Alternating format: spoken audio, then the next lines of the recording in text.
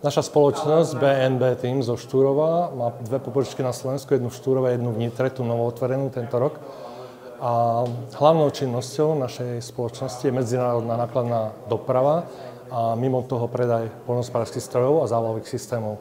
Čom sme hlavne my extra podľa mňa na Slovensku, tak to sú značky ako Veli, kde sú závlahy, prvoradé, hlavné veľké širokozáberové zavažovacie systémy a takisto špeciálny rotačný jírový kyprič, tu po mojej ľavej strane, z Holandska.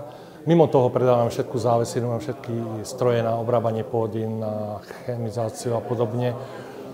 Ale čo by som vlastne vystihol na kariérnych dňoch v Nitre, je pre mňa veľké pozitívum, že môžeme svoju značku trochu, alebo svoj imidž vylepšiť na Slovensku, ukázať to univerzite, ukázať to študentom a odbornej verejnosti.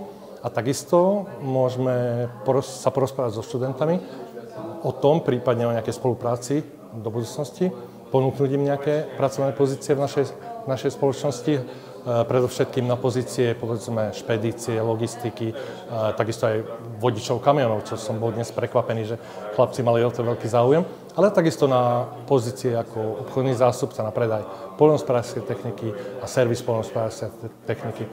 A čo by som ja odkázal tu mladým dnes študentom, pretože chodím tu veľa na univerzitu, máme úzkú spoluprácu, chodím aj na štátne záverečné skúšky, aby to, keď sa už učia alebo študujú, aby to brali vážne. Ja viem, o čom hovorím. A takisto, keď už budú niečo robiť alebo sa rozhodnú pre to svoje povolanie, aby to robili zo srdca a robili to, čo sa im aj bude páčiť a v čom sa budú vedieť ukázať a vyžiť.